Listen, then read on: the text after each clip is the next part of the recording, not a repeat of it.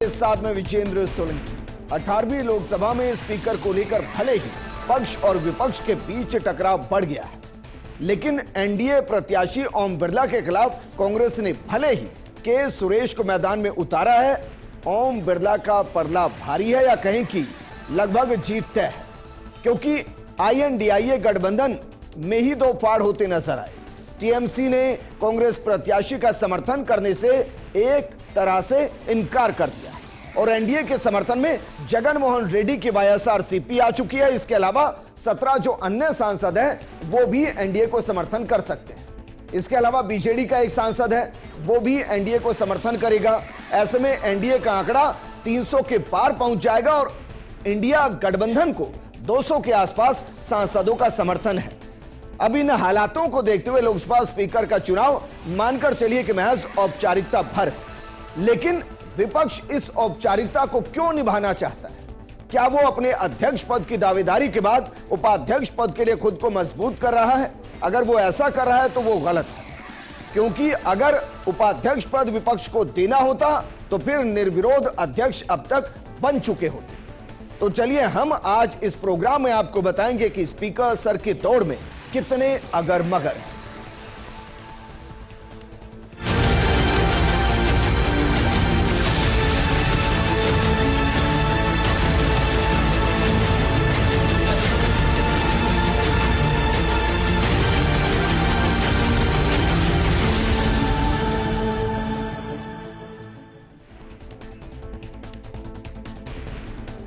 तो speaker sir की दौड़ के लिए दो चेहरे हैं। हालांकि हम कह रहे हैं कि भाई एक ही चेहरा है और वो चुन लिए जाएंगे और बहुमत के साथ चुन लिए जाएंगे, लेकिन फिर भी जब रवायत निभाई जा रही है तो रवायत निभाते हुए हम आपको उन दोनों के बारे में बताते हैं, जिनमें एक के सुरेश है और दूसरे ओम बिरला है, जो 2019 से 24 तक लोकसभा स्पीकर रहे और उनकी सभी ने जमकर तारीफ की। लेकिन चलिए दोनों के बारे में आपको जानकारी देते हैं। जरा देखिए, एक एक करके शुरू करते हैं। रोकिए जरा। ओम बिरला एनडीए की तरफ से अध्यक्ष पद के दावेदार हैं, जबकि के सुरेश इंडिया की तरफ से अध्यक्ष पद के दावेदार हैं। राजनीतिक करियर के बारे में दोनों के बारे में बताते हैं कि किस तरीके से राजनीति शुरू हुई।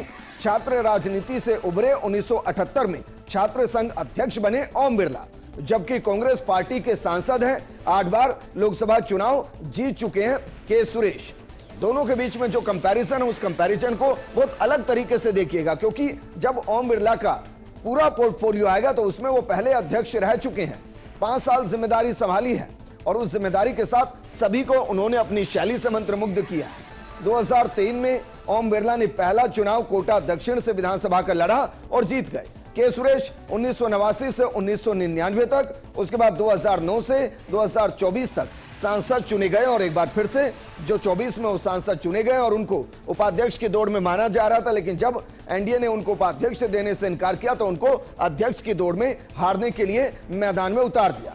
इसके अलावा अगर बात करें 2008 और 13 में भी कोटा सीट से ही विधायक चुने गए ओम बिरला, जबकि के सुरेश केरल में कांग्रेस का दलित चेहरा है और वो जीतकर आए हैं मावेलीकारा से। ये एक लोकसभा सीट है जहां से वो जीतकर आए हैं। आगे बढ़ते हैं। पहली बार 2014 में कोटा बूंदी सीट से ओम बिरला ने लोकसभा का चुनाव लड़ा और भारी बहुमत के साथ वो जीते थे। के सुरेश 2018 में केरल कांग्रेस का कार्यकारी अध्यक्ष उनको बनाया गया था और संगठन के अंदर उनको एक जिम्मेदारी दी गई थी, उस जिम्मेदारी को उन्होंने निभाया था। इससे आगे बढ़े तो 19 जून की वो तारीख जब ओम बिरला को लोकसभा अध्यक्ष चुना गया था और पहली बार 1989 में लोकसभा के लिए चुने गए थे के सुरेश। और ये दोनों के बीच का एक कंपैरिजन जो हम आपको इसलिए बता रहे हैं क्योंकि आपको पता होना चाहिए कि दो जो बड़े चेहरे इस वक्त मैदान में हैं वो किस तरीके से राजनीति में आगे तक आए हैं। 24 के चुनाव में फिर से कोटा बूंदी सीट से सांसद चुने गए हैं और के सुरेश 2009 में मनमोहन सरकार में श्रम राज्य मंत्री रह चुके हैं। तो ये दरअसल इनका पोर्टफोलियो, लेकिन इसके कि स्पीकर सर कौन होंगे इसमें कोई किंतु परंतु नहीं है कि ओम बिरला होंगे। लेकिन फिर भी आंकड़ों के साथ आपको समझाते हैं कि दोनों एनडीए और आईएनडीआईए गठबंधन के बीच की ताकत क्या है, किसको कितना बहुमत इस वक्त मिला हुआ है। देखिए, जब एनडीए के साथी की बात करेंगे तो उसमें BJP 240, TDP 16, JDU 12, Shiv Sena 7, Lojapa Ramvilas 5, Janasena 2, JDS 2, Ralod 2, Asom Gana Parishad 1, हम से 1, एनसीपी से 1, अपना दल से 1, एसकेएस से 1, आजसू से 1 और ये कुल मिलाकर जो आंकड़ा होता है ये आंकड़ा हो जाता है 293 का। जब हम INDIA गठबंधन की बात करते हैं तो Congress 99, Sapa 37, TMC 29, DMK 22, Shiv Sena UTB यानी कि उद्धव ठाकरे 9, एनसीपी एसपी शरद पवार की 8, राजद 4, सीपीआईएम 4, IUML के 3, आप के 3, झामुमो के 3, CPIML के 2, JKN के 2, VKVCK के 2, केरल कांग्रेस का 1 और इसके अलावा RLTP का 1। कुल मिलाकर आंकड़ा होता है 234। और स्पीकर चुनने के लिए जो बहुमत चाहिए वो स्पीकर चुनने के लिए जो बहुमत चाहिए वो बहुमत है 272 का। INDIA दूर दूर तक नहीं है। तो फिर सवाल यह कि उन्होंने के सुरेश को मैदान में क्यों उतारा है, उसके पीछे की रणनीति क्या है, जरा इस आंकड़े को और अच्छे से आपको समझाते हैं कि भाई जो 293 एनडीए है वो किस तरीके से 300 के पार जाता हुआ नजर आएगा। इसके अलावा जो इस वक्त INDIA है वो कैसे 200 के आसपास सिमटता हुआ नजर आएगा, इसको जरा समझिए। दरअसल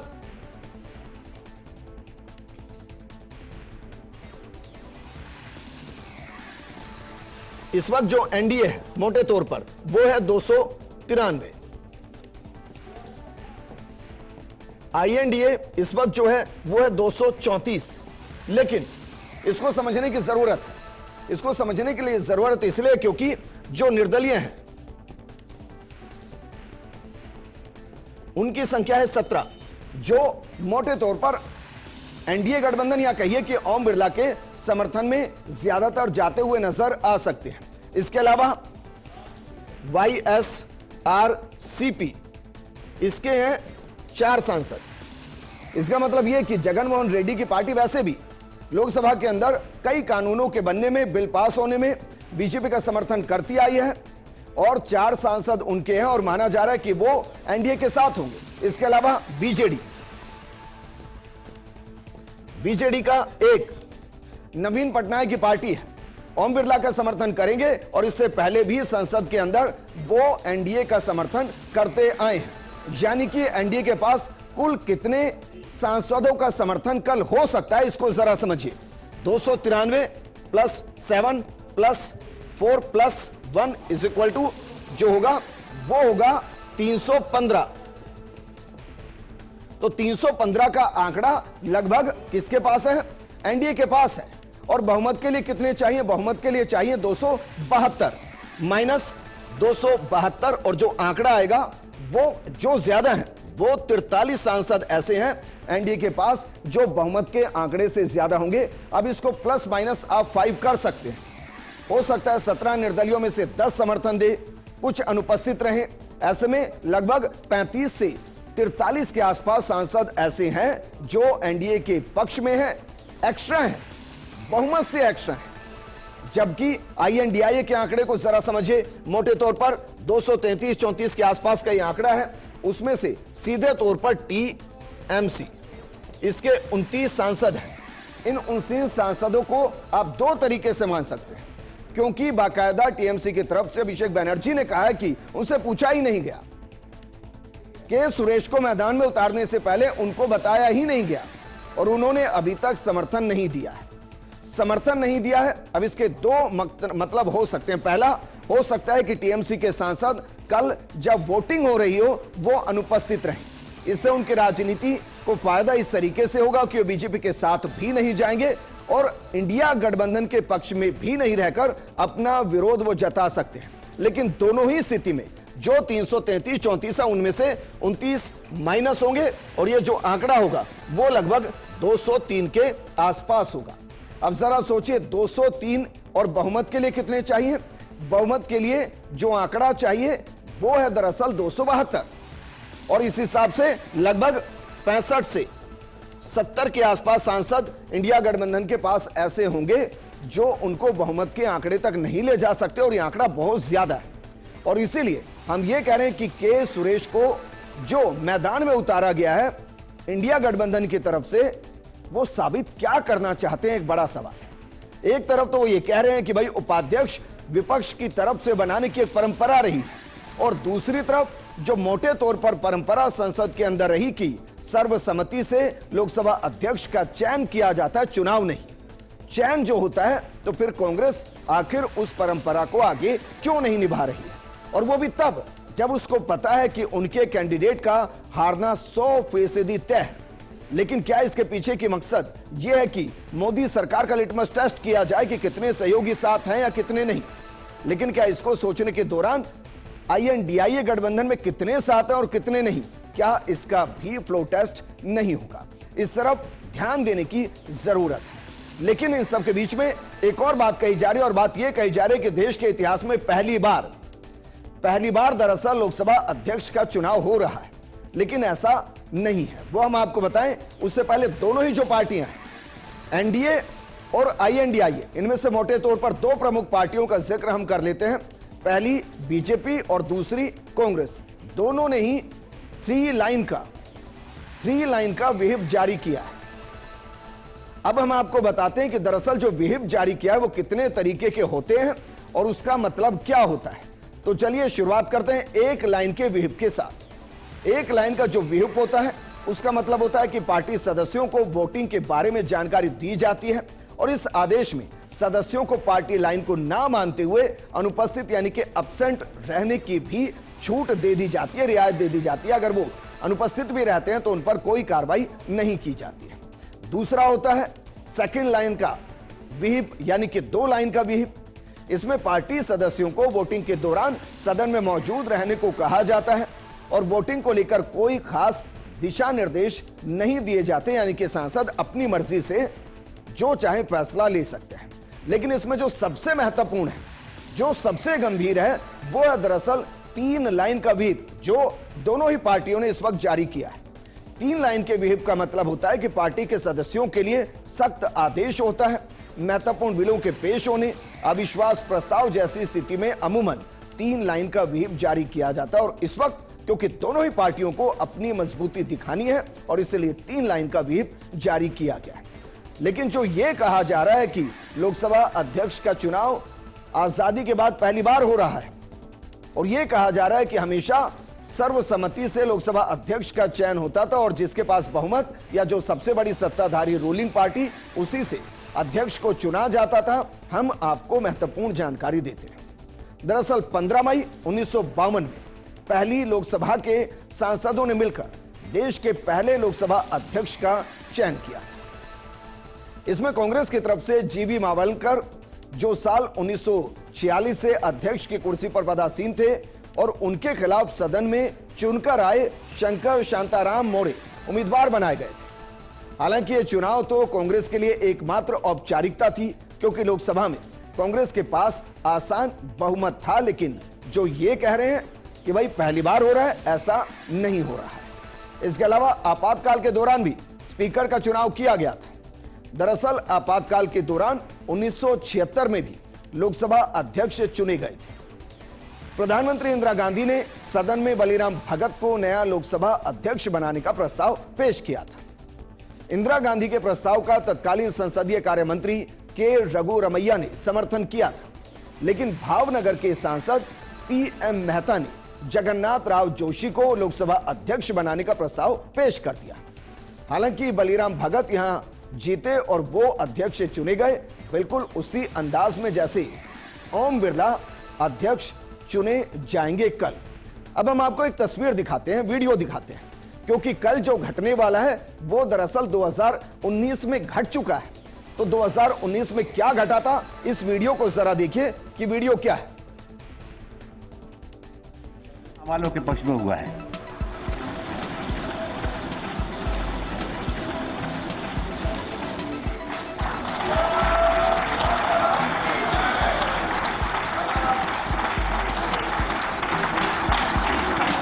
ये दरअसल वीडियो जो हम आपको दिखा रहे हैं 5 साल पहले का वीडियो है।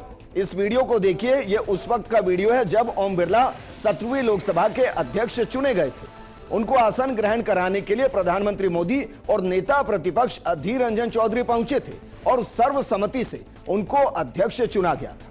लेकिन वही ओम बिरला इस वक्त भी चुनावी मैदान के अंदर हैं, और सब ये सोच रहे थे कि शायद ओम बिरला अगर होंगे तो उनको निर्विरोध चुन लिया जाएगा। हम इसलिए कह रहे हैं क्योंकि जब वो अध्यक्ष थे उस दौरान नेता प्रतिपक्ष और विपक्ष ये कहते थे कि अध्यक्ष निर्विरोध हैं और वो पक्षपात नहीं करते, उल्टा विपक्ष को उनके हिसाब से ज्यादा वक्त देते और उनकी आवाज को सुना जाता है। और ये हम नहीं कह रहे, अधीर रंजन चौधरी जो उस वक्त नेता प्रतिपक्ष थे लोकसभा के अंदर, उन्होंने ओम बिरला के लिए क्या कहा था, ये आपको सुनाते हैं, सुनिए सर। मुझे एक बार आपको सराहना करने का मौका दीजिए। आज जिस ढंग से सर आपने विपक्ष को मदद किया सर, ये सर आपकी ये सर आपकी जेनरोसिटी सर, ये आपकी उदारता की सर, ये सबसे बड़ा सबूत बन गए है सर। आज हम लोग आपसे छोटा एक मांग किया था, लेकिन फिर भी सर आप हमारा मांग पूरा नहीं भी कर सकते थे, लेकिन आपने हमारा मांग पूरा करके विपक्ष को आपने जिस ढंग से सम्मान दिया, ये एक मिसाल के तौर पर हमारे हिंदुस्तान की पार्लियामेंट्री हिस्ट्री में ये रिकॉर्ड रहेगा। Thank you sir. तो ये रिकॉर्ड किया गया है पार्लियामेंट्री हिस्ट्री के अंदर। ये हम नहीं कह रहे हैं, ये कौन कह रहे हैं? उस वक्त के नेता प्रतिपक्ष अधीर रंजन चौधरी, जो कह रहे थे कि ओम बिरला बेहतरीन अध्यक्ष रहे, क्योंकि अध्यक्ष किसी पार्टी का नहीं होता, अध्यक्ष सदन का होता है। लेकिन ओम बिरला के स्वर्णिम अध्याय भी हम आपको बताएंगे और साथ में यह भी बताएंगे क्या इससे पहले लोकसभा के अंदर किसी ने दूसरी बार अध्यक्ष पद की शपथ ली है। और इसके साथ साथ जो विवाद उपाध्यक्ष की कुर्सी को लेकर पनपा है, उपाध्यक्ष की कुर्सी कितनी ताकतवर होती है, उसका इतिहास क्या रहा है, उसका चयन कैसे होता है, ये भी आपको बताएंगे एक छोटे से ब्रेक के बाद। चल लौट रहे हैं।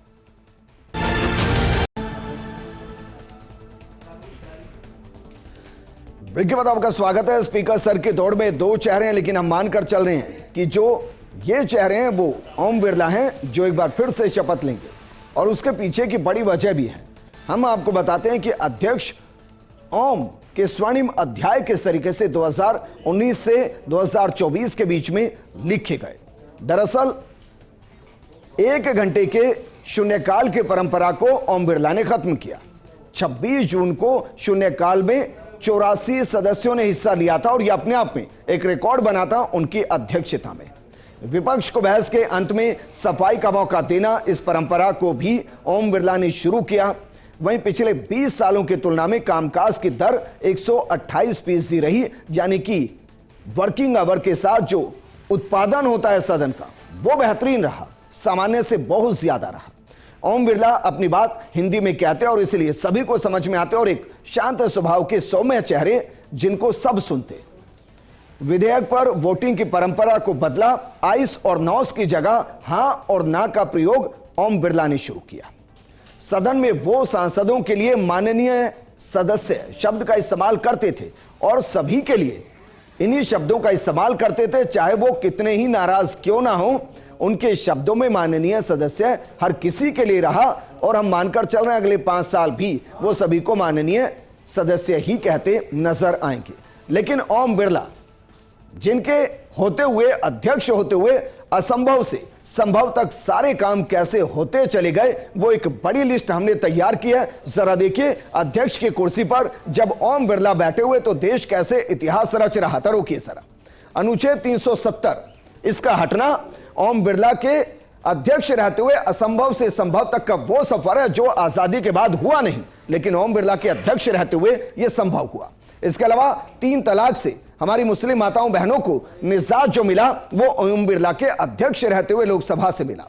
इसके अलावा नागरिकता संशोधन अधिनियम, ये भी लोकसभा के अंदर पास हुआ और ये भी हमारे ओम बिरला के अध्यक्ष रहते हुए असंभव से संभव तक जो सफर तय हुआ उसमें आगे देखिए, आत्मनिर्भर भारत अभियान ये शुरू हुआ। मोटर व्हीकल कानून जो नया कानून बना वो ओम बिरला के अध्यक्ष बनते हुए रहा। इसके अलावा यूएपीए एक्ट में संशोधन जो किया गया वो भी ओम बिरला के अध्यक्ष रहते हुए 2019 से 2024 के बीच में किया गया। और ये सब लगभग असंभव कार्य थे जिनको संभव किया गया। आगे बढ़ते हैं, आगे आपको दिखाते हैं कि और कौन कौन से असंभव से संभव तक कार्य ओम बिरला के अध्यक्ष रहते हुए। बैंकों का विलय का फैसला हुआ। इसके अलावा जल शक्ति मंत्रालय का गठन किया गया, यह भी जो असंभव कार्य था जिसके बारे में इससे पहले किसी ने नहीं सोचा, वो भी इनके अध्यक्ष रहते हुआ है। वहीं 1 नेशन 1 राशन कार्ड, यह भी जो असंभव था और जिसके बारे में बातें बहुत हुई, किया किसी ने नहीं, वो भी ओम बिरला के अध्यक्ष रहते हुए हुआ। और अब देश के किसी भी कोने में आप चले जाइए, कोई फर्क नहीं पड़ता, आपको राशन मिलेगा, क्योंकि देश एक है, राशन कार्ड एक है। इसके अलावा नोटबंदी जैसा बुलंद फैसला वो भी ओम बिरला के अध्यक्ष की कुर्सी पर आसन होने के दौरान लिया गया। वहीं जीएसटी लागू हुआ, एक देश एक कर का विधान भी ओम बिरला के अध्यक्ष रहते हुए ही हुआ। इससे आगे किसान सम्मान निधि योजना, ये कानून भी ओम बिरला के अध्यक्ष पद पर रहते हुए बना। और इसके अलावा आयुष्मान भारत योजना वो भी ओम बिरला के अध्यक्ष रहते हुए ही हुई। और इसलिए एक बार फिर शायद प्रधानमंत्री मोदी ने उनसे मुलाकात की और वो ये कह रहे होंगे, आयुष्मान भवा, एक बार फिर से आप अध्यक्ष की कुर्सी संभालिए और असंभव जो कार्य है इस देश के लिए है, उनको संभव कराने का वक्त आ चला है। लेकिन ओम बिरला जो दूसरी बार अध्यक्ष की कुर्सी को संभालने वाले हैं, इससे पहले कौन कौन से ऐसे नेता रहे हैं, अध्यक्ष रहे हैं, जिन्होंने दूसरा कार्यकाल संभाला है? तो चलिए ये भी आपको बता रहे हैं, जरा देखिए कि कौन कौन इस सूची में है जिन्होंने दोहरे कार्यकाल संभाले हैं। उसमें पहला नाम है लोकसभा अध्यक्ष M.A. अयंगर का, जिन्होंने जो पहला कार्यकाल संभाला वो 8 मार्च 1956 से 10 मई 1957 तक, जबकि दूसरा कार्यकाल जो संभाला वो 11 मई 1957 से 16 अप्रैल 1962 तक संभाला। अगला चेहरा देखिए, अगला चेहरा है गुरुदयाल सिंह ढिल्लों का, जिन्होंने पहला कार्यकाल बतौर अध्यक्ष जो संभाला वो 8 अगस्त 1969 से 17 मार्च 1971 तक संभाला, जबकि दूसरा कार्यकाल उन्होंने जो संभाला वो 22 मार्च 1971 से 1 दिसंबर 1975 तक संभाला। इसके अलावा अगला चेहरा आपको बताते हैं जो अध्यक्ष रहे लोकसभा के और 2 कार्यकाल जिन्होंने संभाले, वो है नीलम संजीव रेड्डी। उनका पहला जो कार्यकाल रहा वो 17 मार्च 1967 से 19 जुलाई 1969 तक रहा। इसके अलावा जो दूसरा कार्यकाल था वो दूसरा कार्यकाल उन्होंने संभाला 26 मार्च 1977 से 13 जुलाई 1977 तक उन्होंने कार्यकाल संभाला। इसके आगे देखिए जो बलराम जाखड़ हैं, उन्होंने 22 जनवरी 1980 से 15 जनवरी 1985 पहला कार्यकाल और दूसरा कार्यकाल जो संभाला 16 जनवरी 1985 से 18 दिसंबर 1989 तक संभाला। लेकिन इससे आगे जब आप बढ़ेंगे तो GMC बाल योगी, इन्होंने पहला कार्यकाल जो संभाला 24 मार्च 1998 से 19 अक्टूबर 1999 तक और दूसरा कार्यकाल 22 अक्टूबर 1999 से 3 मार्च 2002 तक। लेकिन अब वो चेहरा जिसका जिक्र हम करें उस चेहरे को जरा देखिए। ये चेहरा है ओम बिरला का।